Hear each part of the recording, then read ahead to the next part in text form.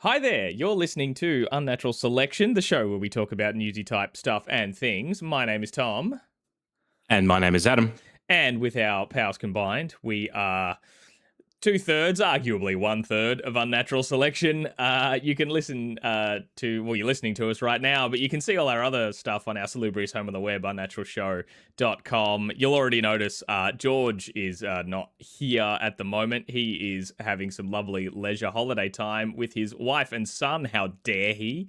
10 nights as well. I was like, go you. Go to the beach and be at the beach and be all around the beach.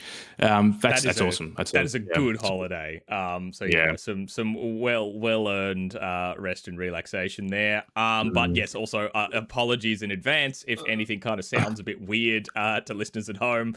I kind of had to speed run getting everything set up again because, long story short, I recently reinstalled Windows and all that sort of stuff. So if this sounds even remotely listenable, I'm going to take it as a win.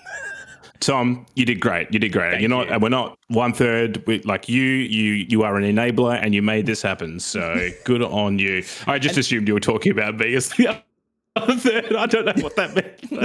That's been conceded of it. You and I make 1/3.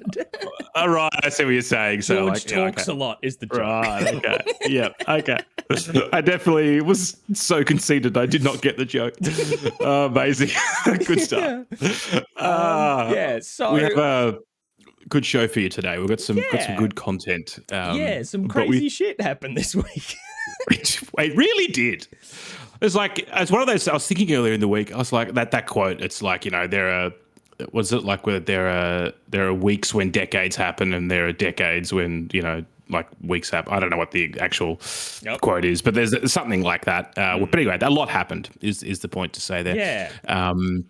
But first, we thought we might just cover off some. We might just circle back. We'll just do a little circle back on some stuff we talked about last week because I was unaware of this. But Tom, Switzerland, they had their referendum. How did it go? Yes, yeah. So we talked last week about Switzerland having their little referendum on whether they were going to cap the population to 10 million people in an effort to kick out dem immigrants, and they rejected it. So, they had the referendum, rejected the proposal, no 10 million person cap. Hooray! Sanity prevailed, but the taxpayer, definitely had to fund all that, but that's fun. We don't talk about that. It's like the postal plebiscite we had here. It's like, do we need to have this plebiscite? No, but we're going to have it anyway. Good news for Switzerland. I think the population cap would have opened up a whole other can of worms. It's like, how do you do that? To throw a little shit on the celebratory pie of it though, it was close-ish. It was only 54.79% of voters were against it. So that's how you got the majority there. So a good 45.21% is listed as they were all for it. So okay, sanity prevailed, but just barely. Okay, well, there's at least 4 million Swiss people that are obviously against that. I guess whatever their voting their voting age citizens are. So that's the first thing, and then the second thing we talked about briefly. I don't know if it was last week or the week before, but the state of UK politics. Yeah, we casually mentioned it. We probably didn't go into it as in depth as it really was. Like I mentioned to you off air, like John Oliver dedicated his most recent episode to this election. And I was like, oh, there's a lot going on here. I only knew a little bit from what we dropped in the episode last week. But so a relatively a small town in northern England had an election, and it kind of the results of which could potentially decide who the Prime Minister of England is, which is what's crazy. So we Pretty mentioned sorry, Adam, you had it. I've already forgotten his name. You had it just before. Andy Burnham won the Makerfield by-election. Yes. Odd. This whole thing is very odd. It's all very odd. As we mentioned last week, he was the former mayor of Manchester, or the current mayor of Manchester. Correct.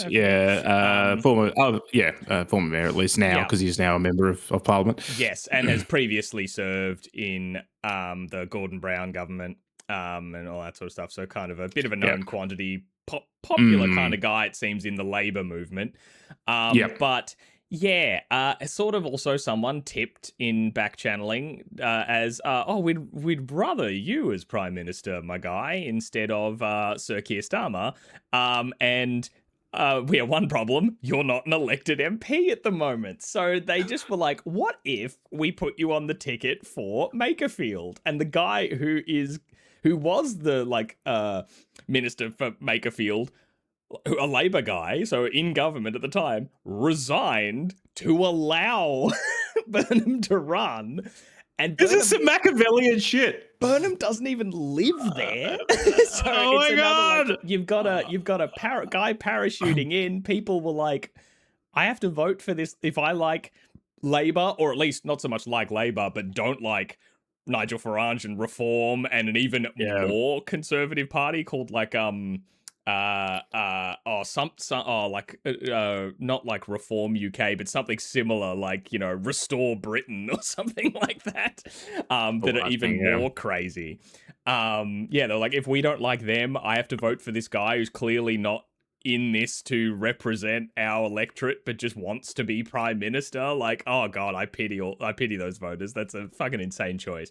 But always vote Tory, Tom. I'm assuming the Tories are on the ticket. I actually don't know. Of course they are. But I think I don't have the exact result numbers in front of me. But it was like, oh shit, the Conservatives were like they only got 997 votes. Yeah, so it was like Labour won, Reform got a shit ton, and then Restore Britain. And then the Conservatives. Yes. Yeah. The Tories got absolutely thumped. But that is wild. The Reform result is crazy as well, because the guy running on the Reform ticket was this younger guy, like he's a tradie, kind of very much and born and raised in the area. So like, oh my god, the appeal and all that. So like, I'm a local. I love this place. He's loves all this. Gets his hands dirty, all this sort of stuff. But they dug up his social media history because he's a younger guy. Like I think he might be in his early 40s or late 30s. But he's not an old stiff in a suit. He's had an online presence. Got a high vis vest on. Yeah, and has tweeted things like just saying, I'm a sexist. Sorry, but I am. Like, just straight up saying, like, all this cooked shit. I mean, everyone's got cooked social media histories, but they dug up this guy's ones and they're pretty bad. And yeah, and there was this, reporters were always hounding him, being like, why should women vote for you when you've just said you're a sexist? And he's like, this interview is over. And off he goes. But yeah, he still got however many votes Reform got. So, so Reform, this is just from the ABC's reporting. I just Googled it just then, so take this with a grain of salt. And we just threw this in the rundown before the show. Labour, 24,927. Reform, 15,696. Restore Britain, 3,111. And Conservatives, 997. So, crazy. Anyway, so I guess so now he's like, he's going to get into Parliament, and then you're like, so he's now in Parliament. Make a till. It's one of those like, hey, it could be #on, as we say here in Australia. Whenever there's a leadership spill, like the guy that other people are preferring to Keir Starmer is now someone who could. I don't know. Like, if Labor have learned anything from what happened with the Tories and also what happened in Australia, leadership spills and parachuting people in. I mean, parachuting people in is the wild part. The leadership spills are probably much more conventional in terms of politics with the Westminster system. But like, it doesn't work, man. Like it'll give you a sugar hit in the polls, but long term, people just go, oh, it's actually the same party. Like, it doesn't actually change anything because it's the same party. Yeah. It's the same people that were making decisions before. They just put a new face on it. Yeah. So it's kind of the all the leadership spilly stuff playing the personality politics game of like the US system, right? Kind of doesn't quite work because all the people underneath are still the same. But yeah, so it just might mean UK politics was already pretty crazy this past week and might just get a little bit crazier in the weeks to come. Can you imagine? You're like just a dude, you're just a mayor, you're just in some council, and like within a space of like 8 weeks, you're just like, now I'm Prime Minister. Yeah. Like that is maybe it's like a bit longer than that, maybe 12 weeks or something. But like, that's crazy. Hey, Liz Truss was what, 44 days? Yeah, they can swap them pretty quick. It's been a short period of 2 Liz Trusses or something. I don't know. Yeah. In the space of like 1.5 Liz Trusses, maybe this guy will be prime minister. Get out your lettuce. Yeah. So, but speaking of watch that space. But yeah, let's go. Indeed. Let's go to the real shit of this week. Oh, the shit. And speaking of the same cunts, Pauline Hanson is what we're going to start off with this week. Now, you may have heard it. There's a thing called the National Press Club, and it's basically the peak club for, peak body for the national press. Yeah. I mean, people get up there and they make speeches, and then journalists ask questions is kind of the vibe of that. And generally speaking, they do a lot of, it's generally, like the government, the opposition, maybe the Greens, they may have made a couple of speeches. Yeah, I thought Adam Bant's, industry. Yeah, Adam Bant's famous, Google it, mate, I think was at the National Press Club. Yeah. And it's a fairly official, like very, what's what I'm looking for? Like not formulaic, but like it's a respectable organization, I guess, in the eyes of the public. Yeah, it's a big deal. They don't just let anyone just speak at the National Press Club, right? It's kind of a level of it's got to be decorum with it, right? A level of decorum, but also I guess just like you as the speaker being granted sort of a level of authenticity. To be up there, right? Like, they don't just like the rando One Nation people who like mow swastikas into lawns and stuff don't get to speak at the National Press Club, right? They also have like industry leaders and that kind of thing that speak there. Meant to be a forum for debate and democracy. But anyway, so they, I guess because of the rise in the polls, they have invited for the first time Pauline Hanson to speak. And speak she did for 29 pages plus the questions thereafter. It was a long one. Yeah, she was speaking. I mean, I've seen lots of clip, like the sort of montage clips or like highlight reels of all the stumbles and incoherencies and all that sort of stuff. Like, there were a few days in there. Let's put it that way. I feel hesitant always sometimes to shit too hard on like are you speaking with proper diction and things like that, because there's so much rooted history and all that sort of thing of like that someone's ideas aren't worth it if they don't speak the Queen's English, but at the same time, and I often do the same thing, like I'll misconjoining words or make up words. What was I saying the other week? Expounding or something. We all do it, but Pauline does it on the national stage. You don't want to be prime minister, Adam. You're not running to like you stumbling over your words or like making up expounding isn't in the context of the most important job in the country. Or at least being a politician, right? Which is the whole job of a politician, is to communicate clearly. Yeah. Pauline Hanson, while sometimes she, is able to communicate thoughts, shall we say, simply,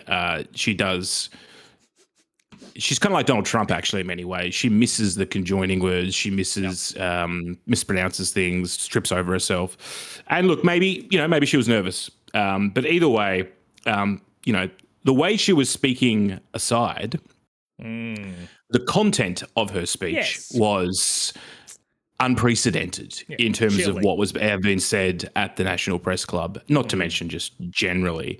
She got basically through this platform, she got the chance to just speak unchallenged, expound unchallenged. At least during her speech part. Like, I mean, obviously, it's the convention that journalists are going to ask you questions about this at the end. So it's not like unchallenged, but it's it's not like on the Parliament floor where you hear your ahs and your hears and like whatever. It's like, nope, you get uninterrupted. She got 29 pages of speech. And then when they did get to questions, she shot down a bunch of journalists, like Trump style. She didn't take it well. No. She didn't take it in stride. And no. she went after a journalist from The Guardian who's written articles about her in the past. She's gone after, SBS and Sarah Henderson. I think Sarah Henderson's the SBS journalist. Yeah, and said in her speech she plans to dismantle SBS, like abolish it. Saying the ABC, one of the national broadcasters, to be restructured, but SBS to just be gone. Okay. So there's so many things that she went on, like all these sort of ideas. It was again, it's the same playbook we've seen with the US, style of the fire hose of shit.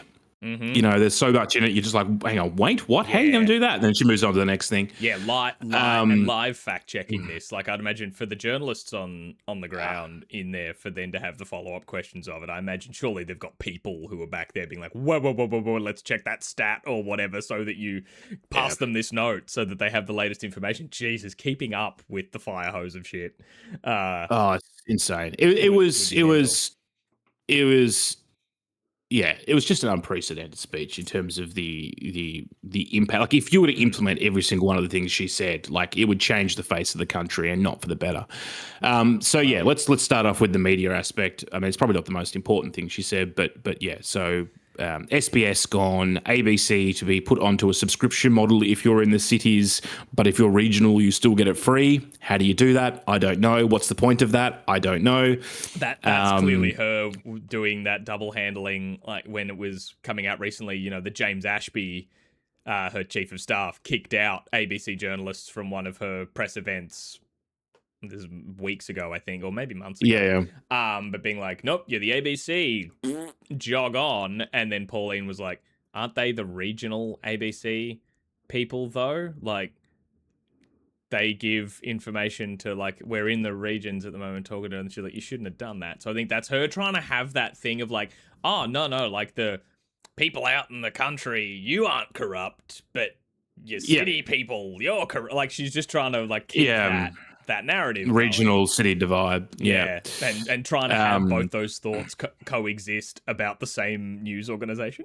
It's just a way to beat the lefties, it's own the libs. Again, fascistic is kind of the way that is, right? Or authoritarian, is to control the media. And she's like saying, "Oh, well, Sky News is the great alternative," and it's like, well, of course you think that. Yeah.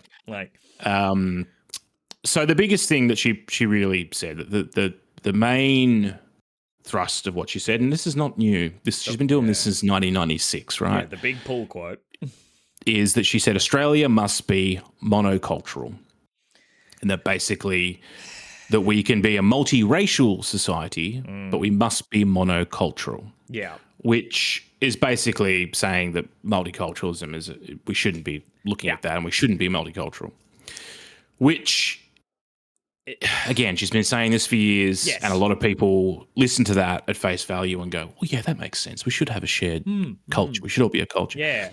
But like, what that means in reality is very scary and dark. It's the kind of shit that, fascists love. Yeah. Also, it's basically saying if you don't, you're either on our page or get out, basically. Yeah, on our page and get out. And I'm still not, like, kind of fully across what they think this monoculture would even what be. Is it? Because there's the one hand what is our culture? We wear Australian flags as capes on Australia Day. We love barbecues. We're Christians. Like, but is that what you mean, or is this? I mean, effectively, what she's referring to, like in generalities, what she's referring to, and she said this in the past. We only eat like bangers and mash. Like, well, it's a Christian, it's an Anglo-Christian culture is what she's talking about, right? Yeah. That's what she's inferring. But even that is like, let's go like the monoculture that she is talking about. To be very clear to anyone listening to this, does not exist in Australia and has never existed in Australia. And I'll tell you why. Because even if you go back to the First Fleet, if you go back to, even, after white settlement, let's say 50, 60 years in, whatever, there were different cultures within the white European culture. It's not one homogenous culture. Yeah. The English hated the Irish Catholics, okay? Like, there was, like you couldn't marry between, like if you were an Anglican and you went to marry a Catholic, that was like, even up until recently, that was like, not a cool thing to do. Yeah, Catholics, not very acceptable. Like all this stuff. If you were, French, which arguably you could say the French English thing is like one culture, but like, back then that was not a homogenous UK Christian culture. Like the concept of this monoculture that she is after it's never existed. It's a falsity, which is a fascistic thing that authoritarians try and push down the throats of people, which people readily gollop in because it sounds nice but like we said this last week. And they just feel weird about the cultures change. That aren't their own. Like, it's different. It's strange. Like, strange doesn't necessarily have to mean I'm angry about it, but it's strange to you. And people who are uncomfortable with that, of course, would latch on to, what if there was none of that? But the thing is, like, the culture that we have in Australia now, whether you like it or not, is multicultural to a certain extent. Like, would I say that every single person in Australia is multicultural in the sense that, yes, can I speak 2 languages? No, I can't. But I'm able to. Most people are going to have, like, they'll eat a pizza, right? They'll eat souvlaki. They'll go and have a Chinese meal, for instance, right? Like, these are the kind of things. Like such a massive way that people are interacting with multiculturalism in every day. It's the easy one to reach for, but I think it's the most relatable. Yeah, I think the specific term she actually used was Judeo-Christian culture. But like, I would argue, if you're Jewish, because some Jewish commentators have come in and have said like, oh, actually, this is great. She wants to. She's on our side. And like, I don't think she is, brother. She is, brother. Yeah, like she's talking about something very different. So like this concept that, Australia is somehow like there is a monoculture within Australia is a falsity, and it always has been a falsity. So if you're buying into this, just read some history, right? Yeah. Like, because at every point, even in UK or whatever, like there have been cultural problems within a Judeo-Christian culture, a wider Judeo-Christian culture. There have been sub-problems which have still caused lots of bloodshed, heartache, and sadness. So and surprise, there are even like multi-cultures within white people. Like that's what I'm saying. That's what I'm getting at, right? It's so. There's that. But then the other aspect is, on the reality on the ground in Australia now, there are many different cultures, people living with their own religious practices. There are people, from different parts of the world. You're saying now that the Greeks, like, are the Greeks and the Italians, like, are they okay? Like in this Judeo-Christian, like, where's the Orthodox religion sit? Where does, Greek, dance and like all these other culture things that they brought into this country, the food, like, where does that all sit?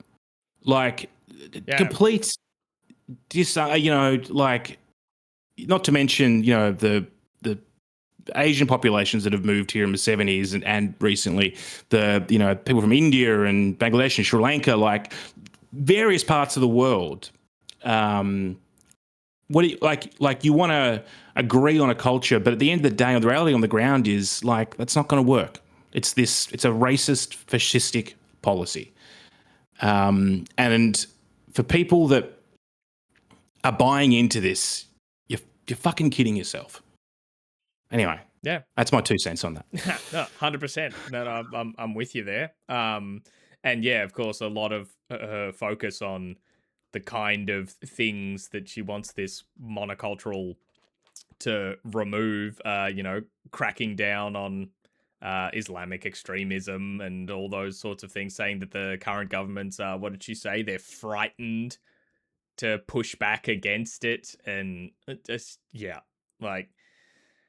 just this, and she said this, and she changes her tune. Like in the 90s, she said we were in danger of being swamped by Asians. And then recently she said we're in danger of being swamped by Muslims. Yeah. So like she is like same rhetoric, explicitly racist. Just picking a different culture, picking a different demographic. Yeah. Yeah. Now, probably the best part about the whole thing was that during the speech, Get Up. I don't know how they did this. I want to see the inside documentary. Oh my God, yes I do. Like this seems that this felt like some Banksy shit. You remember like the Banksy thing when they sold one of the artworks and then it immediately shredded itself and everyone's like, how did they pull this off? Yeah, so in the middle of Pauline's speech, there was just a point when suddenly, like behind her, because the press club, there's a like iconic kind of the backdrop of the press club, like that bluey purple like bag with all the logos and stuff on it. Suddenly from the ceiling, a very large banner just started like scrolling down like a projector screen in a school. It started going like down behind her.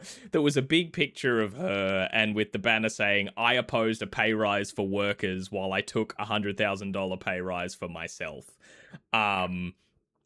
Just highlighting. She sort of came down. She sort of clocked it and then tried to ignore it and kept going. I guess and you kind of wonder at that point, like, do I just keep going or do I maybe a semi-savvy move of whether or not if I stop and acknowledge this, does that make it worse? Or like, I doubt she was probably thinking about it at that level of 4D chess, but just kind of kept going with it. And people, you saw the moderator was like, what the hell is this? Like coming down. But yeah, I guess like making a classic point that I've seen going around on social media of like, people saying like, oh, Pauline, she's for us. She's for the Aussie workers and stuff. And then this banner pointing out like her voting record has not necessarily always been for the Aussie workers. She hasn't. Context. There are examples, where she hasn't supported minimum wage increases. And the 100,000 pay rise is in reference to the fact that politicians voting on their pay rises, right?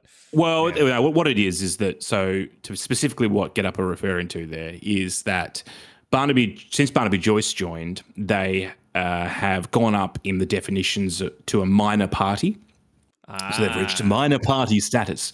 In doing so, they have received extra funding. This is a thing for like staffers, pay increases. So look, I don't know whether it's necessarily a direct pay rise for her pay packet specifically, although that has also increased, but there is extra funding allocated as part of this minor party status. So that's what Get Up are referring to. Yeah. And so and we mentioned Get Up before, like after this happened and everyone saw this happening live and all that sort of stuff, Get Up took credit for it and said this was us and went and did all that stuff. Get Up being how did they even get it there? Yes, how did they? That's what I want to see. I want to see who was the inside source. Yeah, I want to see the heist movie style thing of how did they pull this off, because it was no small apparatus. The press club have been like, none of us were involved in this. Like, they're like, there's no damn mole in the press club staff or whatever. I don't know how they installed it there. It was someone like in must the be remotely room triggered, with surely like a button triggered at the right time. So Get Up were in the room. Okay, that's the other thing. So they would have triggered it. So they were off to the right hand side, I believe. Okay, if you're facing the stage. Yeah. Because they released a social media video of them doing showing it. Okay, of I it happening. Seen that. Yeah, there we go. Okay, great.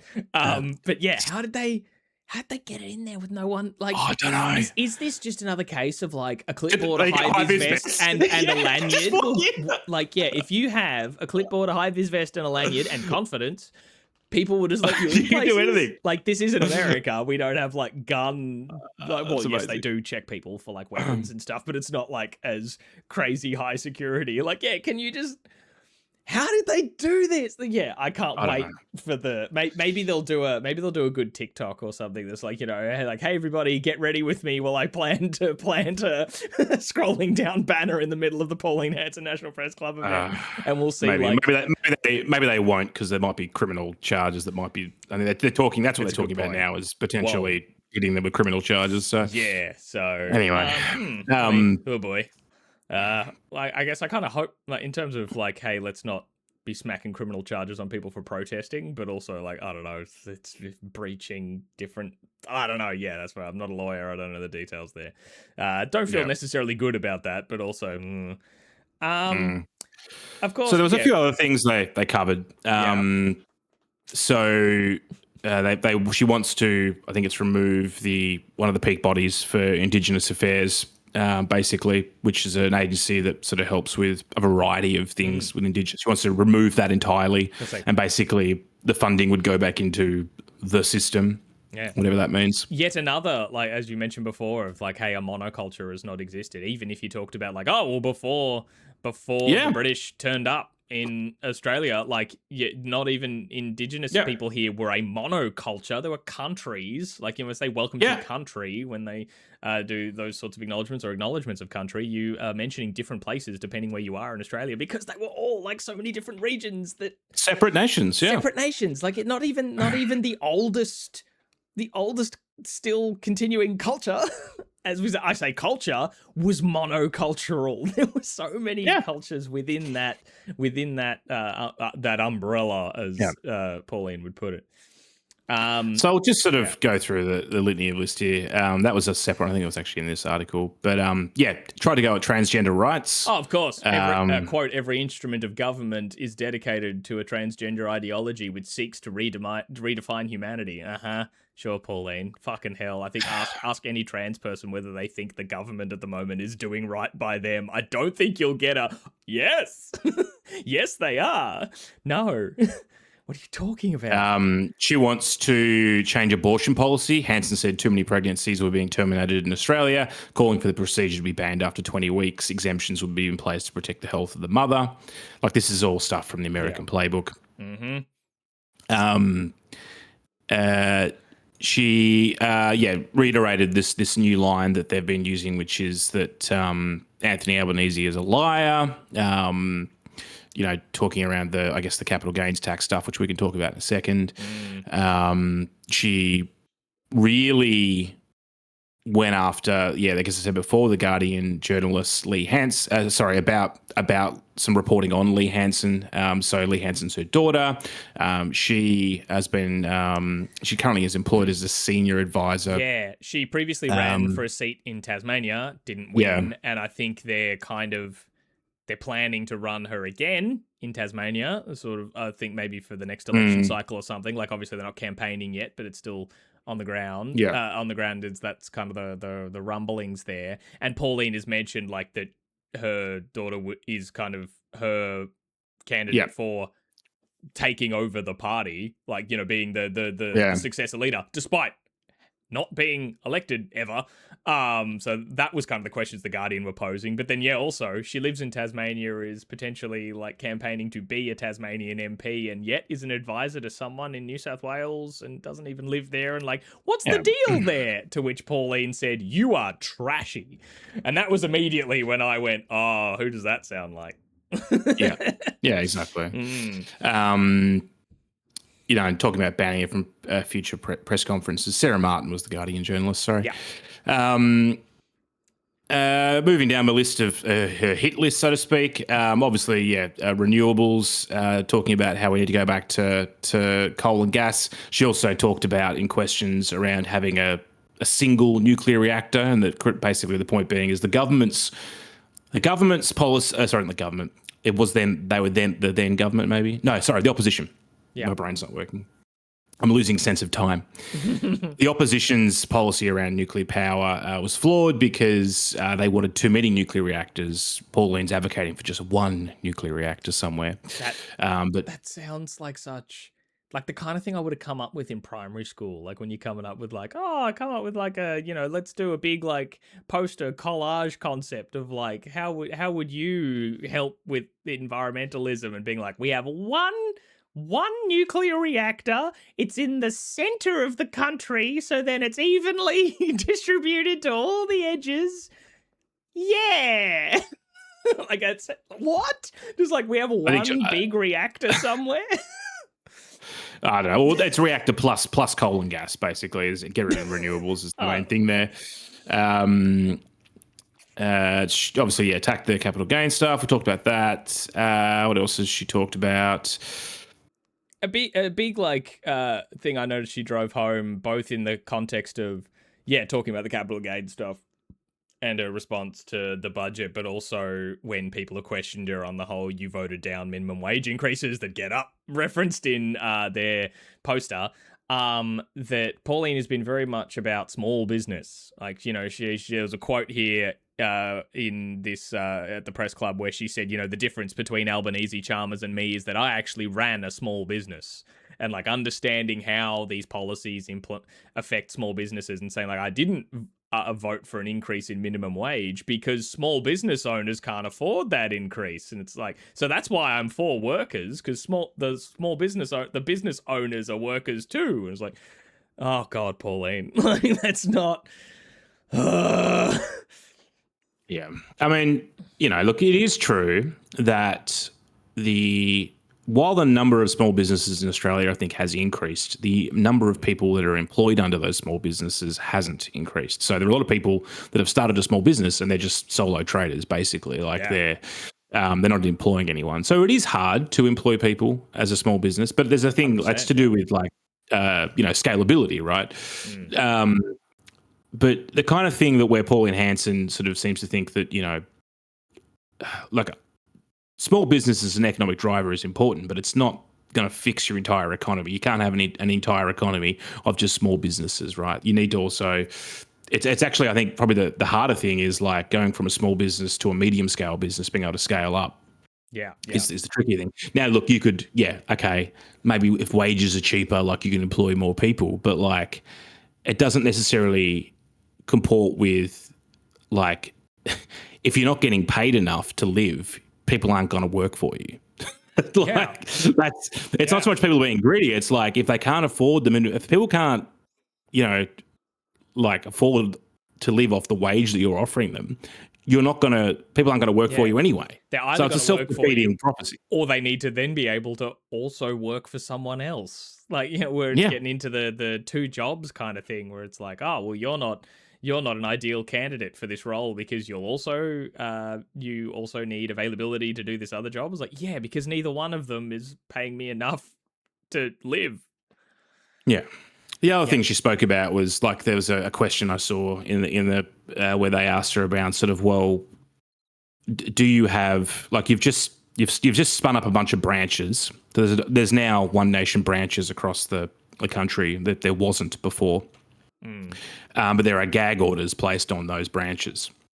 So a question was asked was like, well, if you are going to become a major political party, like, are you still going, and you're advocating for greater freedoms of speech, like, are you still going to have these gag orders on members of your own party? And she basically was like, the reason why I've got gag orders is because last time I had branches, you guys went after all the branch people because they had branches previously, and interviewed all the candidates and the people there, and I got in a lot of trouble because they were saying things that were not, kosher, basically. And so now that we're redoing the branches, I've had to put the gag order in place to make sure that they don't say anything inappropriate. It's like, well, maybe. You shouldn't be having members that are crazy people. So what does that say about the people that are coming to your side, Pauline? I thought that was amazing. Just the calls coming from inside the house. So you've got gag orders basically to protect your own reputation, but also it's about control was the thing that she was kind of sort of hinting at. Is that keeping it's like, everyone in line, yeah. But also her point was like really just, well, I've got the gag orders in place to make sure that like you guys don't hold me through the media for the media doesn't get wind of some crazy anti-Semitic person. So look, they asked, that was interesting actually because they are spinning up. When I say spinning up, like it's a server or something, but they are setting up branches across the country now to become sort of more of a mainstream party to be able to run in various state elections and the federal ones as well. And this is the thing, is that you need to have scale, I guess, when it comes to, if they really want to make use of the political headwind they've got, they need the infrastructure on the ground to be able to do that. And you kind of need branches as part of that. Now, if they're doing this quickly, they're doing it very haphazardly. They've had such robust candidate and branch members selection in the past. So, and it's obviously going to be one of these things is if you disagree with Pauline, you're out basically, sort of what's happened in the past. But it'll be interesting to see, once they do have all this sort of party infrastructure set up, how they manage to control it. Maybe they will do it successfully, I don't know. But that's typically, and she's sort of admitted, that's typically where things have fallen down in the past. So we will see on that front. But absolutely batshit crazy speech. Yeah. I mean, if it at all interests you, there's plenty of highlight reels sort of around of the various things she said. But the sad thing about it was that in a room where, they're all journalists, and Pauline attacked a number of journalists and basically started doing the Trump style antics of attacking the question. There are several reports from Murdoch aligned or Murdoch owned, so news.com.au and Sky News, where they've been actually fairly generous in their reporting of what happened. And the headlines are, Pauline's got a great idea, except for this one thing, or Pauline, a favourable report, basically, as opposed to favourable headlines, rather, as opposed to calling it out for what it was, which was a fairly racist and random rambling of values-based ideology, which has got nothing to do with economic reality of the, if she's going to fight for the battlers, there's no real sort of way in which she, the ways that she was talking about fixing the economy, tinkering around the edges, they're not going to fix the core of the issue. Anyway, so that was Pauline Hanson. It's crazy. Speaking of tinkering around the edges of economic policy, I guess is the segue into the changes here. So you mentioned before that, and Pauline in her speech has been, and also just in the following the budget, the Jim Chalmers Communist Manifesto budget, that she's not been particularly happy with the capital gains sort of changes for X, Y, and Z reasons. And it seems like Albanese and Jim Chalmers have blinked. And so have gone, oh God, we're getting lots of backlash for these policies. So they've made a bit of a change to the capital gains tax changes to grant exemptions to small businesses. The proposed changes. Just in a flagrant attempt to just be heading off this criticism immediately. They're like, oh, you couldn't even stick by the principles for a matter of weeks. I mean, they've got to get through the Senate, which is the main problem. They need the Green support. So small businesses, the proposed changes to the proposed changes, or changes of the changes. The small businesses with an annual turnover of up to 10 million will be eligible for the existing capital gains tax exemptions, which include an extra 50% discount, up from the current threshold of 2 million. The founders of genuinely innovative, in quotes, genuinely innovative startups with very low or zero cost bases alongside their early investors and employees paid with shares in the business will be able to stick with the existing 50% flat capital gains tax discount. Testamentary trusts used to manage the income paid to beneficiaries from a deceased estate will be exempted from the proposed 30% minimum tax rate on discretionary trusts. So what they're trying to do there, I guess, is lessen the impact on, I guess, asset sales within the small business area, and also trying to not penalise people that are being paid out of inheritance. Trusts, which is, there was a lot of commentary around that. It's sort of a tax on death was kind of sort of what they were getting at there. So the business sector is still happy. Of course not. No, because like the big business sector, definitely not, because they're not small businesses. Indeed.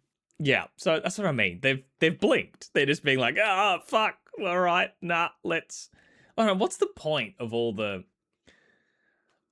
Like I've said a lot of times on this show, I'm a dumbass who doesn't understand the funny money. But what's the point of all the modeling, all the all the analysis from the Treasury, of all the staffers in the lead up to the budget to be calculating all these kinds of decisions when you're just willing to be like, fuck, nah, all right, change it.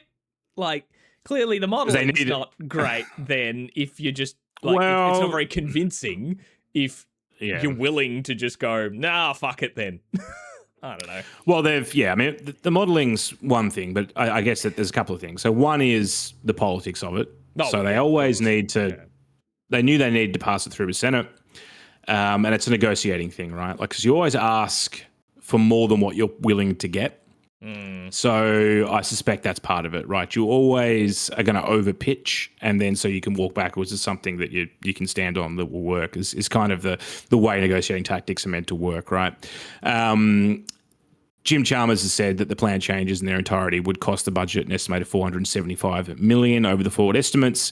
And he says, to put that into context, the negative gearing, capital gains and trust changes are expected to raise about $8.1 billion over the course of the forward estimates. So really from their side, these changes are sort of, again, tinkering around the edges. They're not doing a whole lot. Right, it won't affect their bottom line too hard.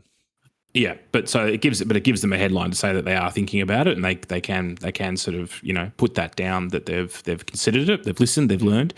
The other thing that's worth calling out here is that to get the Green support, they are looking at effectively watering down some of the decision making.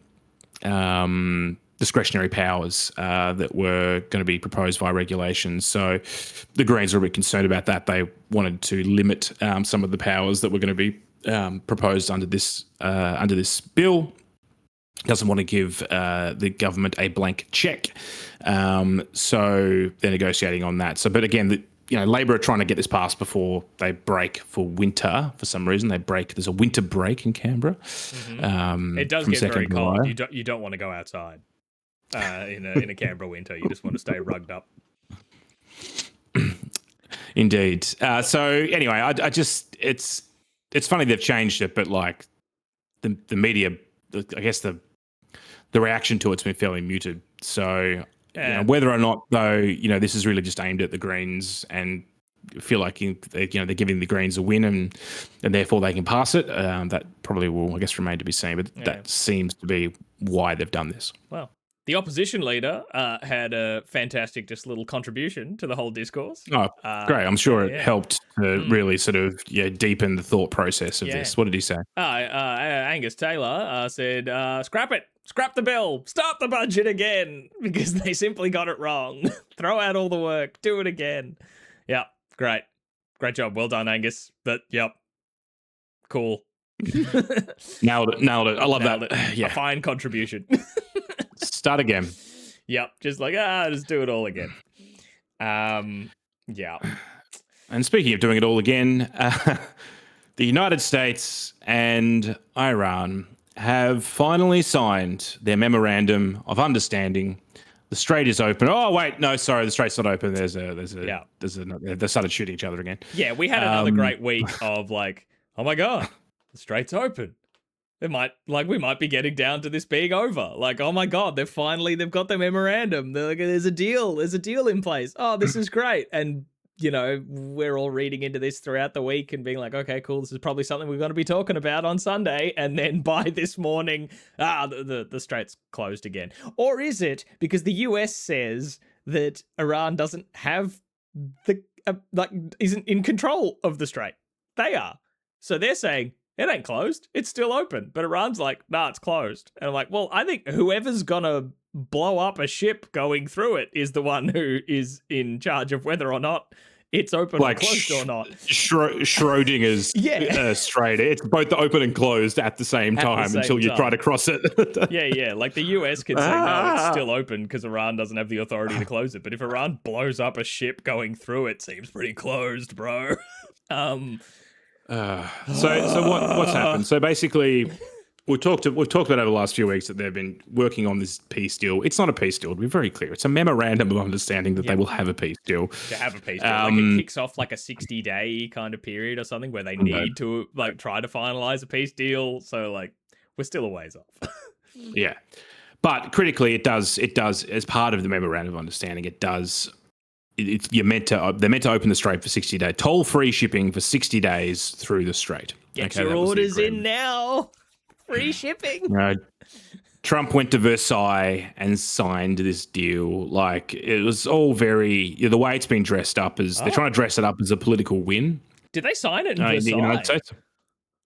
They were meant to, whether or not he did, because there was like this whole thing of like, are we, who's going? Is it Donald Trump? Is it JD Vance? Are the Iranians even going to rock up?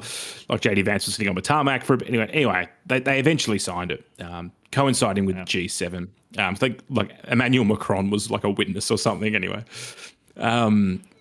it was, yes, they've signed this document, and they're dressing it up as a win. But the document, critically, again, it mentions ceasing hostilities, including Lebanon. Lebanon, there must be hostilities that cease in Lebanon. Now, critically, the United States isn't on the ground in Lebanon; it's Israel. Yeah, and Israel was not party to this deal. Yeah, and have been sidelined from the whole process. I guess because they've been obstructive and kind of started this whole thing in the first place.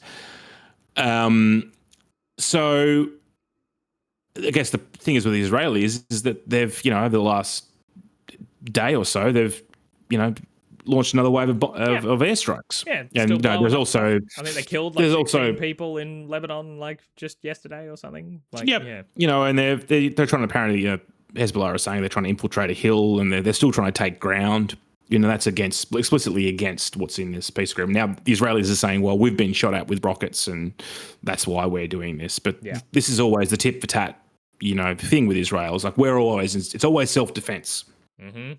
So it's hard to say. I don't know. I haven't got a tracker of who shot at who first, right? But at the end of the day, what's happening is against this memorandum of understanding, which is why, as of this morning, allegedly. Now, they'll probably open it back up again. But, like, the key thing here with this memorandum of understanding is that there's some wild stuff in there, like, in the sense of the politics of it.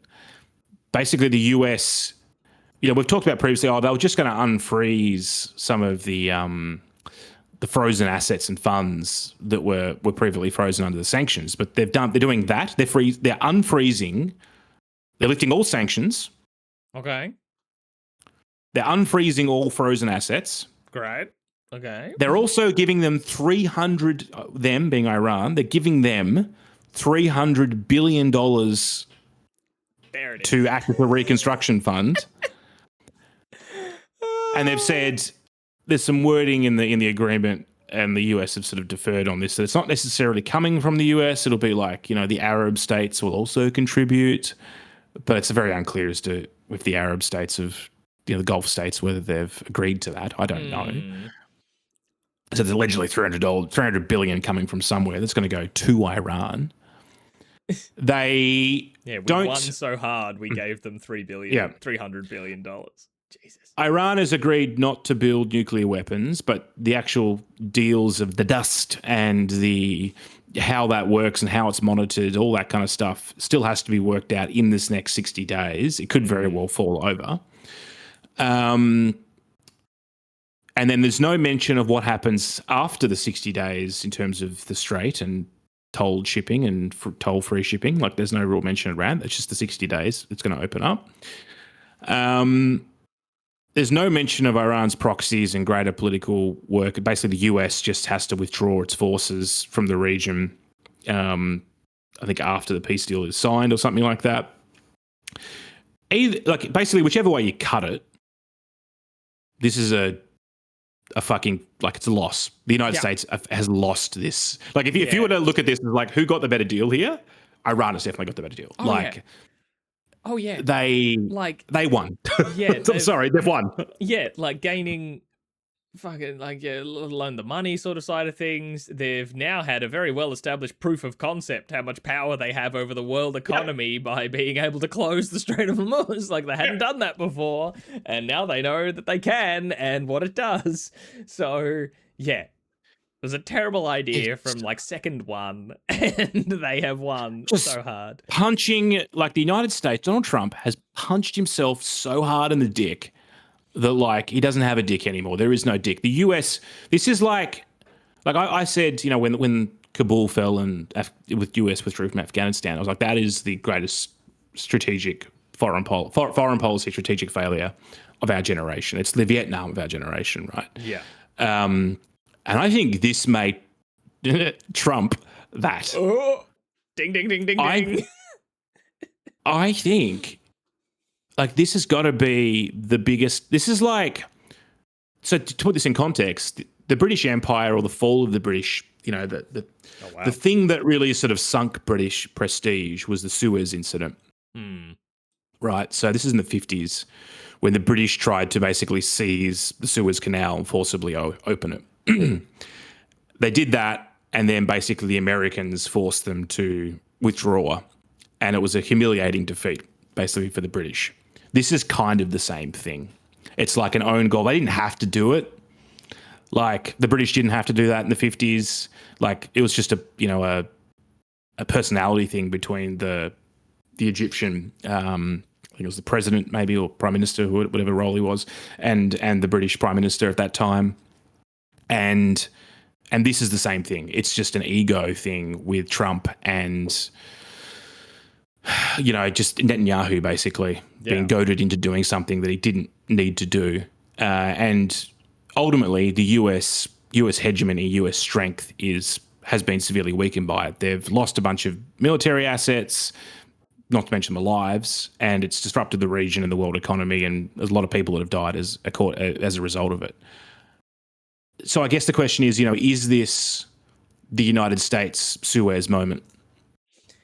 Like, is this their fall from grace? And over the next, you know, it won't happen immediately, but over the next 50 years, they go back to just being not a superpower, but just like a great power with nukes.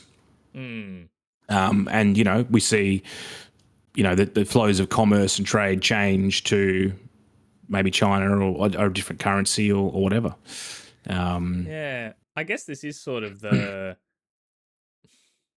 unless I'm forgetting something major like an idiot, but I think from all the military involvement of Trump administrations, this is sort of only this was the first one that they kind of started, if I remember correctly. Like, all the other sort of involvements, like, you know, like Afghanistan and everything, that happened during Biden's, like, the leaving Afghanistan, happened during Biden's term and stuff like that. And but Trump also caused that because the negotiations for US withdrawal was started during the first Trump administration, and but he didn't start in many the ways campaign into Afghanistan, I guess is my point, like, either. So this is the first sort of one, like, this conflict was instigated by him and his administration. So that's kind of making it, this is the first time we've seen, while we'd say like the American fall from grace has happened sort of kind of since Trump was first elected in 2016, if you're talking about like the beginning of the end, but this was the military action that was like 100% them. And I mean, you know, they Trump's playbook militarily has been short, limited strikes. Yeah. Right. He did that in Syria back in his first administration, you know, Venezuela. Instant gratification for a warmongering egotist. Yeah. You know, and then trying to negotiate the withdrawal in Afghanistan, trying to short limited strikes without trying to create extra desert for wars. So like, it's a projection of power and strength without actually having to commit anything. No boots on the ground kind of thing.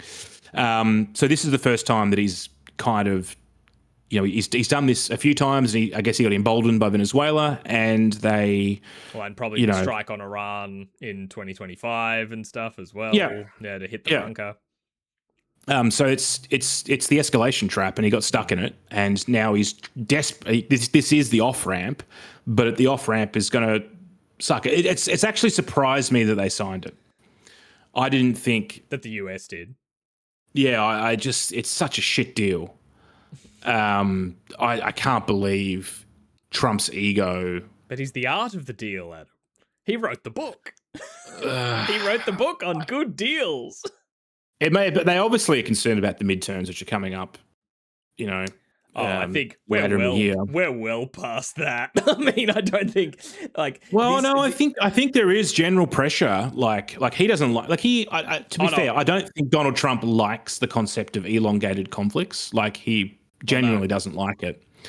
Long-term focus, I think, on anything does not strike me as something that Trump enjoys. Yeah.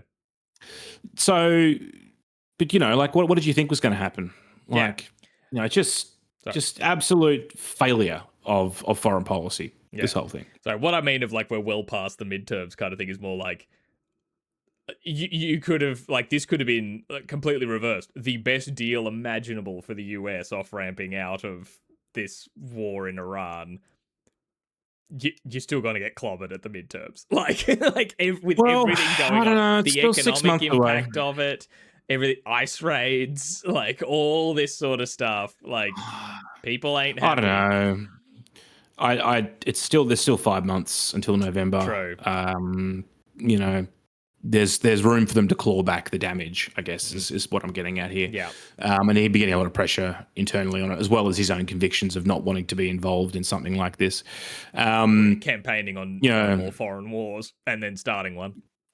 Yeah. Yeah. Although, the real question is, how are the Democrats going to fuck this up?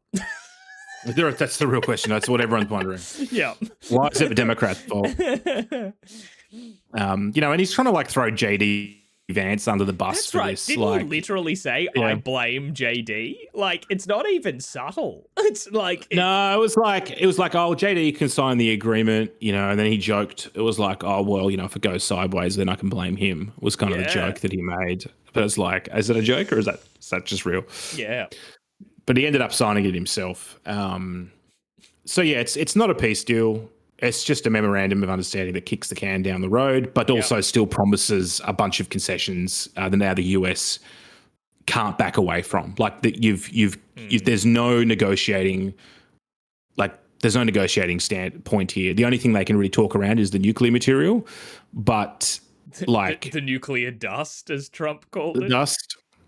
But as to how that's enforced, and how that the Iranians can work that in a way that will suit them. So this is a far worse deal than the JCPOA, which is previously signed under the Obama administration.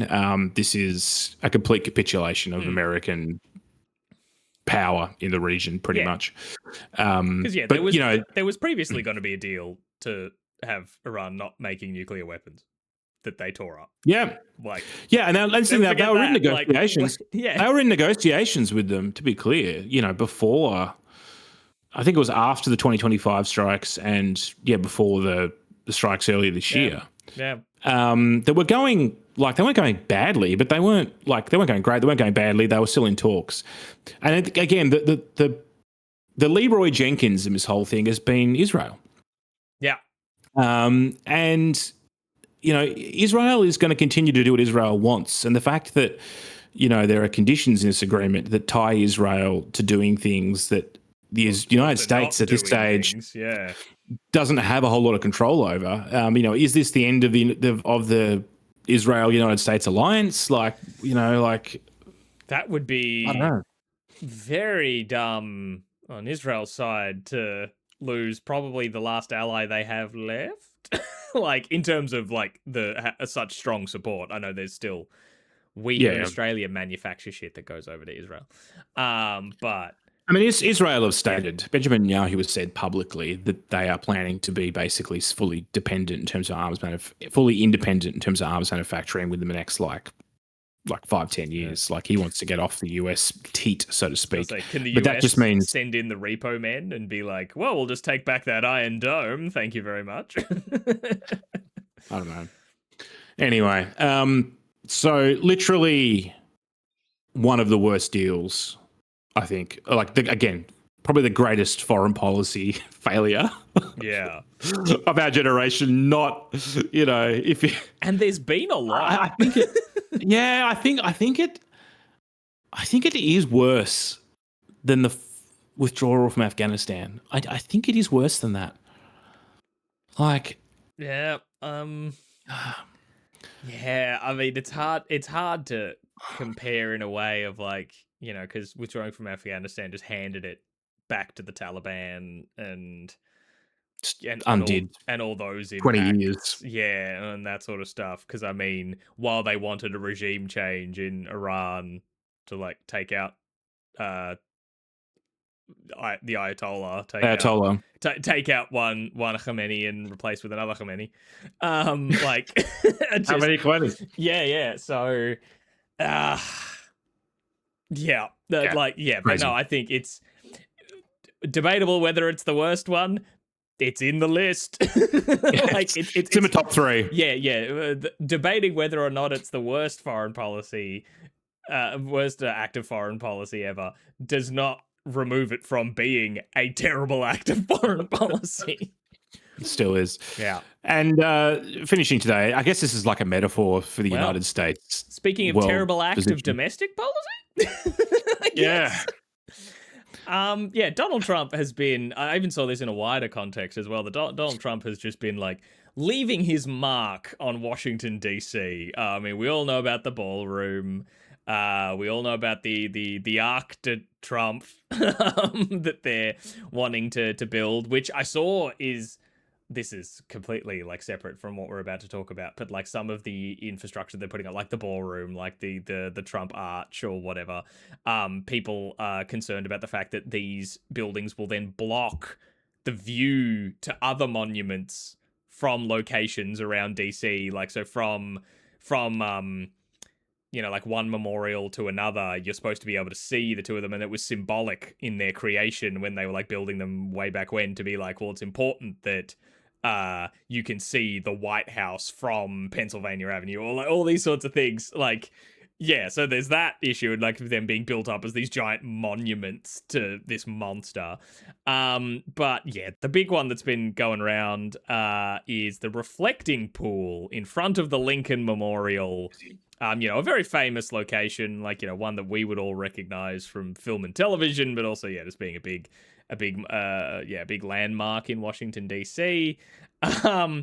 And Trump decided, he put his real estate mogul hat back on with this pool to be like, well, it looks ugly and we need to touch it up. And I know people who know pools. Like, I've worked with pool guys in, all these different real estate projects that we've done.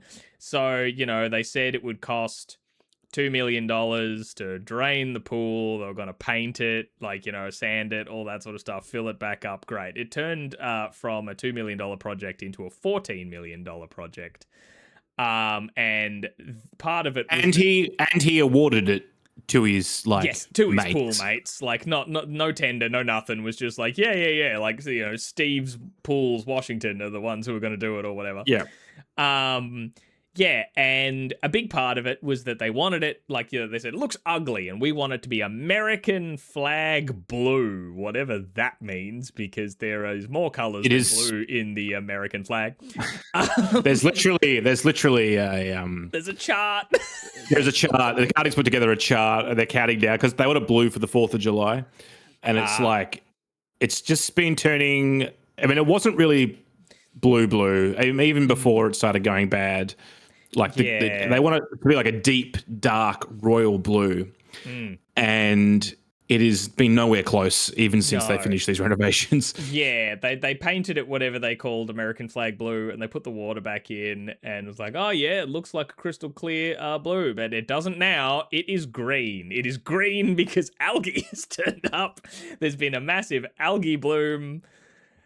And it just seems to be like the metaphor is too obvious. It's like, he's gotten his hands in there. He's like, no, we're going to fix it up. And it's now a gajillion times worse than it was before you touched it. Exactly. It is a perfect metaphor for the Trump administration. Yeah. It is actually, you can't get anything better than that. Yeah, it was a bad idea. It cost way more than they planned it to, and it's worse than it was before you started. That's the other thing is all the paint is now peeling off. Like there's a shot, like the actual blue paint that they'd painted the whole thing with is actually coming off in large chunks and floating to the surface. Yeah. The algae is having its way with it. But yeah, there's just been some amazing news footage of just like essentially, Washington reflecting pool watch when just journalists are like, "I'm here now, and look how green it looks." And all like, "I'm here now, it's a little bit blue." Getting the color swatches to be like, "Here's the target. Where are we at today? Oh, it's a bit more green. Okay, and now it's a bit more green." It's been getting worse. Yeah, I saw footage of like just people pouring. I think is it hydrogen peroxide? No, what do you pour into it? I don't know, just like these chemicals, like just people pouring chemicals straight into it to be like, "Come on, kill the algae." Trump's obviously he's blamed everyone else but himself. He's blamed vandals. He's acknowledged that there is a problem with it, but it's that's huge. That's huge. Vandalism is the actual problem apparently. So, yeah, I don't know. It is. Yeah, you look at the pictures and it looks like a bit of a. I don't know. Yeah, it's very. Sorry. It's not swimmable. Put it that way. No, heck no. And it's just amazing the lengths at which they're also like, the whole vandal blaming thing has gotten even more absurd because there was like David Hearn, a US Olympian, and canoeist, was arrested because he noticed that there was a partly detached piece of the blue paint in the water, and he reached into the water to pull it out to be like, "What the heck is this?" And I guess he did the final little bit that stripped it off the wall, like it was already like flapping in the water or whatever and detached, and he went, "What the heck is this?" And they're like, "Arrested for vandalism." He reached into the pool to get, I guess he didn't realize it at the time, but evidence of what is happening, and they're like, "You're under arrest." You were under arrest for uncovering that the pool project was shit. Psychotic. Oh my god. It's it is the perfect metaphor. I don't think there's anything better than don't worry about it. The interior department, I think, of the White House announced that advanced nanobubbler technology had effectively killed the algae. So, nanobubbler technology. Mm-hmm. Cool. Yeah, that's a real thing. Yep. Mm-hmm. Definitely. It sounds like something straight out of Metal Gear Solid 2. The nanites. Yeah, nanobubblers. Nano machines. Yeah, yeah, the metaphor is just too. It's almost hack how perfect it is. It's like, come on, yeah. Like the writers of Hollywood writers are sitting there going, "Oh, it's too good. We can't put that in there. That's it's too absurd." It's just like it's just lazy. It's just like, come on, you can be more subtle than that. Speaking of subtle, I guess that's time on us. I think that's him. We're done. We're done. Stick a fork in us. We're cooked. How does George end the show again? Jesus, I've heard it a zillion times. Follow us on all the social media that do, or ever will exist at Unnatural Show. You can follow George on Twitter at what's his handle again? Jorge Tsipos. Yes, at Jorge Tsipos, I think on at Jorge Tsipos. Yeah, on like the motherfucking TikTok. But you can follow us at Unnatural Show on like Facebook, Instagram, TikTok, Threads, maybe. I forget if we're all in there. You can follow me on Threads at tom.heath. You can't follow me anywhere because if you do, I will find you and have a strong. We'll have words. Yeah. But please do follow the show. We have been enjoying the engagement online, shall we say? Can you do 20 push-ups, Adam? I cannot do 20 push-ups, to be fair. There are people at work doing a push-up challenge at the moment, and I feel like I probably should have joined them to sort of force myself to get better at push-ups. Mm-hmm. But unfortunately, I am a lazy fat man, so here we are. Well, that means that our thoughts, opinions, or anything like that are just not worth listening to, according to one anonymous user and string of numbers account on the TikToks. Got a good laugh at that. You people are fucking idiots. All right. Speaking of fucking idiots, let's get out of here. Thanks for listening. We'll see you next week. See you later. I really should be able to do 20 push-ups though. Like that's kind of like a minimum benchmark. I reckon I could do 10. Didn't specify they had to be all in a row, so maybe if you just did one a day for 20 days, you've done set to one. 20 push-ups. Yeah. That checks out. Guys, I'm a fitness guru. Let's go. I'll allow it.